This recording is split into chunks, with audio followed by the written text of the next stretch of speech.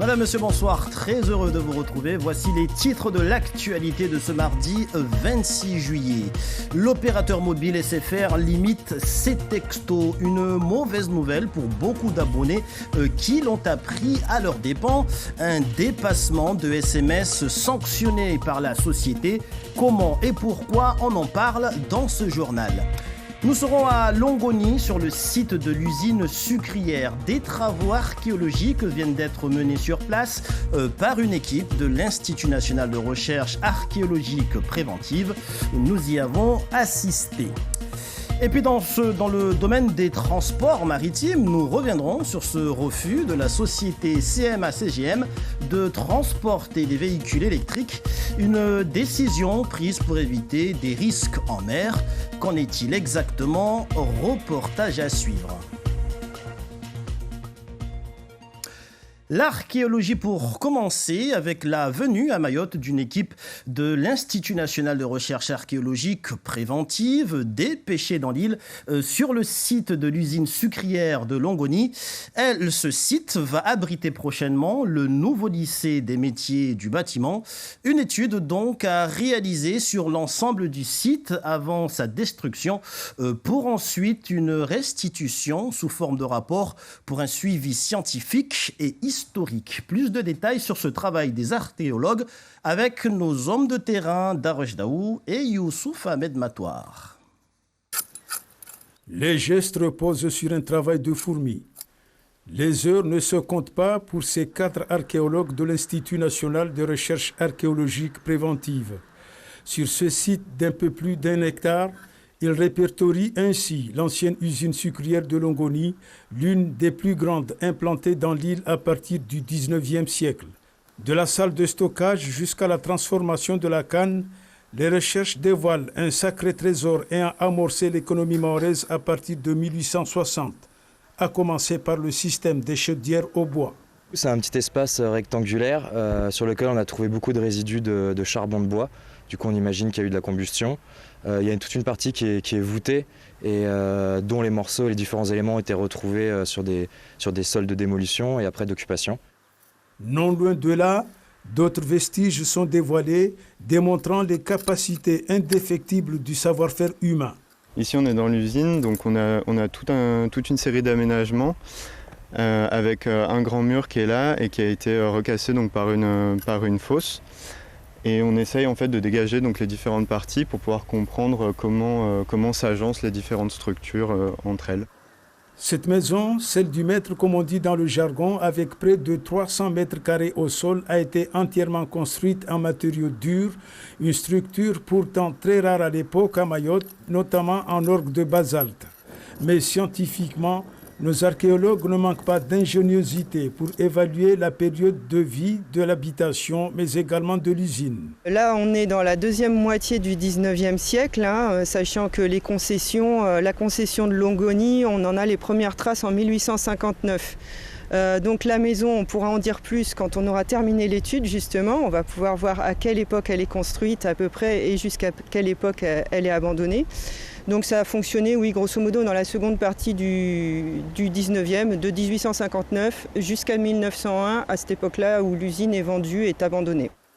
L'équipe a 3 mois pour réaliser l'étude exhaustive de tout le site, mais d'ores et déjà, un aperçu spectaculaire se dégage pour la première ébauche entamée. Là, on a commencé à travailler sur les bâtiments de l'usine proprement dite. Donc on est très content parce qu'on a pu déterminer ce qui peut être une chambre de chauffe. Donc on va pouvoir en fait avoir le plan vraiment de fonctionnement de l'usine. Et ça, c'est très intéressant, ouais. Le lycée professionnel des métiers du bâtiment succédera bientôt à ce site au passé mémorable. Tout ce travail sera rendu public avec un rapport pour un suivi scientifique et historique. Et puis un mot sur la grève à la mairie de Bouéni, entamée depuis une semaine, lundi de la semaine dernière, par les agents employés par la ville. Après 8 jours de conflit social, toujours pas d'entente entre les grévistes et le maire, malgré des discussions de près de 4 heures vendredi dernier. Aujourd'hui encore, le mouvement se poursuit avec une fermeture de la mairie au public. L'utilisation abusive des textos coûterait cher à l'opérateur SFR. Depuis 2 mois, la société applique les règles concernant les SMS à la lettre, une règle bouleversante pour plusieurs abonnés.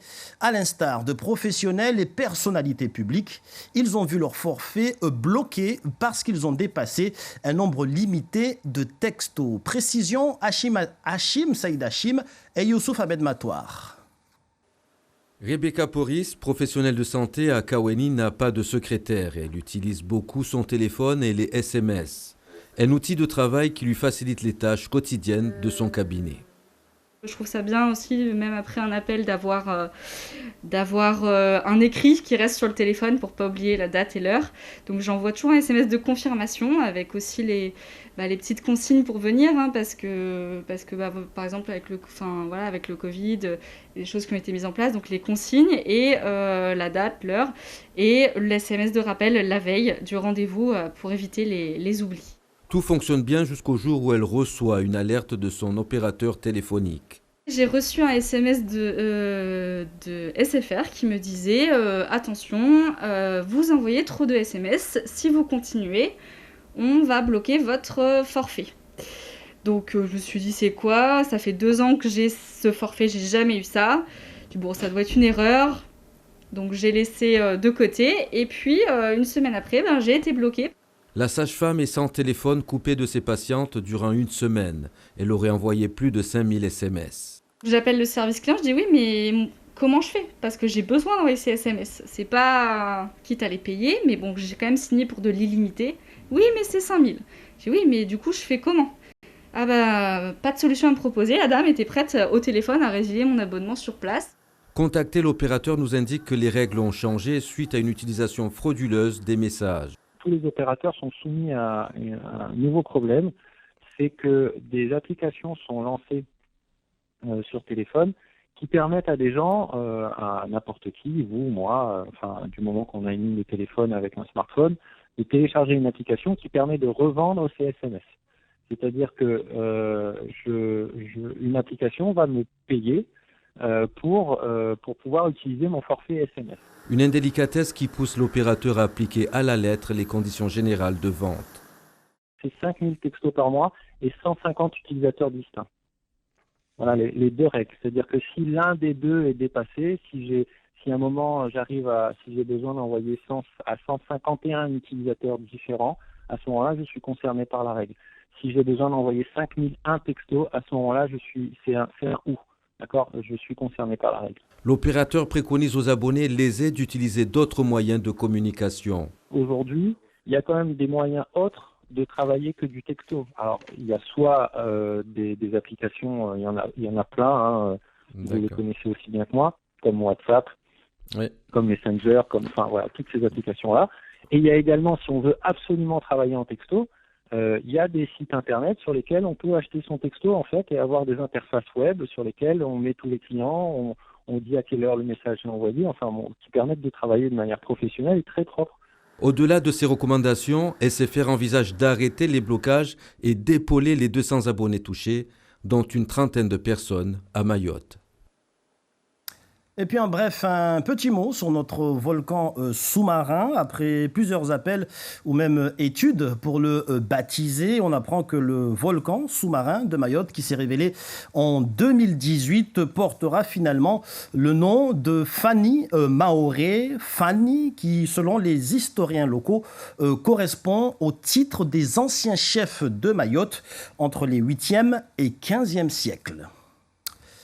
La politique, nous vous l'annoncions hier, Moïtai Brotherson est le nouveau président de la délégation aux Outre-mer de l'Assemblée nationale. Le député indépendantiste de Polynésie a été élu avec 23 voix contre 20 pour Olivier Servat. Après le retrait du député de la Nouvelle-Calédonie, Nicolas Médorf, le député de Guadeloupe et président sortant de la délégation, était son seul opposant. Retour sur cette élection avec Pierre Lacombe et Emmanuel Gire. Un seul tour de scrutin et au final, 3 voix seulement d'écart. L'élection du président de la délégation aux Outre-mer s'est montrée plus serrée et plus tendue que prévu. Moïtai Brotherson, le candidat de la gauche démocrate et républicaine, s'impose avec 23 voix. une grande première. C'est la première fois que le bassin Pacifique est représenté à la tête de cette délégation. Je pense avoir fait la démonstration pendant le mandat précédent de mon ouverture d'esprit et que je ne suis pas un député dogmatique. Olivier Servat a tenté de jouer la carte du consensus et de l'expérience. Le député de Guadeloupe et président sortant de la délégation s'est appuyé sur le retrait du député de Nouvelle-Calédonie pour espérer l'emporter, en vain. Le vote est fait et je veux féliciter Moïtaï Brozerson, que je connais, qui est un homme aussi qui aime les Outre-mer et qui aime ces territoires, notamment pacifiques, mais pas que. Et donc je compte sur lui pour toujours avoir l'intérêt général des Outre-mer, avoir toute chose, pas de clan, pas de camp. Moïtaï Brozerson va désormais s'attacher à rassembler et à travailler dans le seul intérêt des Outre-mer, avec la volonté de mettre en avant un dossier qui lui est particulièrement cher. Quels que soient les Outre-mer, on est dans cette situation paradoxale d'une dépendance vis-à-vis des importations avec, je crois en moyenne, dans tous les Outre-mer, 80% de ce qui est consommé qui est importé. Ça, c'est absolument inadmissible et il va falloir qu'on se penche réellement là-dessus. Composée de 54 députés, dont 27 ultramarins élus de droit, la délégation aux Outre-mer et son président ont désormais 5 ans pour défendre les spécificités et les contraintes des territoires ultramarins. Et à noter que dans la foulée, la députée Estelle Youssoufa a été élue dès le premier tour au poste de vice-présidente de la délégation Outre-mer à l'Assemblée nationale. Dans l'actualité, on parle également de l'interdiction de la vente de voitures et camionnettes neuves à moteur thermique à compter de 2035 dans l'Union européenne. Le Parlement s'y est prononcé en faveur en mai et juin dernier. Une bonne nouvelle pour l'environnement, mais encore faut-il pouvoir se procurer les véhicules électriques. Un pari qui n'est pas encore gagné, d'autant que la CMA-CGM a pris la décision d'arrêter le transport maritime de véhicules électriques. Vous voyez le reportage de Ludmila Zier. D'ici peu, dans ces containers, il n'y aura plus de véhicules électriques. La décision a été prise par le leader mondial du transport maritime, la CMA-CGM, compagnie maritime d'affrètement et compagnie générale maritime de porte-conteneurs français. L'annonce a été faite pour des raisons de sécurité. La compagnie transporte principalement des véhicules de ce type. Et plus il y a d'automobiles électriques à bord des cargos, plus les risques d'incendie seraient importants. La CMA-CGM, ayant vécu de nombreux incendies et connu plusieurs pertes, a préféré interdire l'exportation de ces véhicules. Suite à cette annonce, plusieurs sociétés de transport maritime ont été sollicitées par des clients cherchant à importer les véhicules électriques dans les différents territoires d'outre-mer. La société de transport international de marchandises, Marfret, contactée aujourd'hui, a reçu plusieurs appels depuis la décision du leader mondial.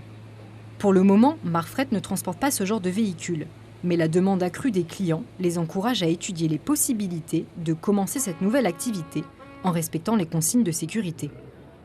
Courant mai et juin dernier, le Parlement européen a voté l'arrêt de vente de véhicules thermiques pour 2035. Reste encore à trouver des solutions pour enclencher la transition écologique. Et pour terminer, on parle de santé avec une nouvelle pandémie contre laquelle il faudra se mobiliser. C'est en tout cas ce qu'affirment les spécialistes. En effet, les cas de variole du singe se multiplient en France métropolitaine. 1565 au dernier comptage contre 900 la semaine précédente. L'OMS déclenche l'alerte maximum. Question-réponse sur cette variole du singe avec Florence Boukila et Christophe Vignal. C'est un virus qui préoccupe de plus en plus de scientifiques dans le monde entier, celui de la variole du singe. Mais quels sont ses symptômes ? Le plus impressionnant, ce sont ces éruptions cutanées accompagnées de fièvre. Pour ce juriste parisien de 32 ans, la maladie a été évolutive et handicapante. Au tout début, les boutons sont apparus sur mon corps mais n'étaient pas du tout douloureux. Et c'est au fur et à mesure que les symptômes se sont aggravés, que j'ai vraiment eu beaucoup de fièvre. J'ai vraiment 40 de fièvre pendant vraiment plusieurs jours, des courbatures, des maux de tête. Enfin, la première semaine était assez finalement douloureuse. Et en plus de la douleur physique, il y a toute cette douleur psychologique liée à l'isolement. Un isolement recommandé durant 3 semaines. Après, la variole du singe guérit spontanément dans la grande majorité des cas. Alors, cette épidémie est-elle vraiment inquiétante ? Oui, selon l'OMS, car même si elle n'est pas particulièrement grave, la maladie est très contagieuse.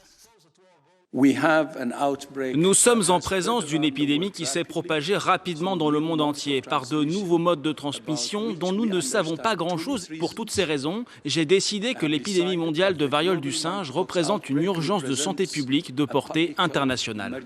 Depuis début mai, date à laquelle la maladie a été détectée en Europe, elle a touché 16 836 personnes dans 75 pays, dont 1567 en France. Elle se propage surtout dans la communauté homosexuelle. Existe-t-il un vaccin efficace ? Oui, environ 85% d'efficacité. Alors, selon cet infectiologue, vacciner 30 000 personnes comme les pouvoirs publics pensaient le faire ne suffira pas. Les meilleures chances de circonscrire la variole du singe, c'est d'avoir une couverture vaccinale large, la plus large possible, et selon les associations, probablement avec une population cible qui est plus proche des 100 000 ou 150 000. 150 000 personnes à vacciner. Problème, il est actuellement très difficile de trouver un créneau. Selon les pouvoirs publics, un nouveau centre de vaccination devrait ouvrir demain à Paris. Fin de ce journal, merci de nous avoir suivis. L'info se poursuit avec le journal à Mahorais dans un instant. Passez une très bonne soirée sur La Première et à demain, 19h.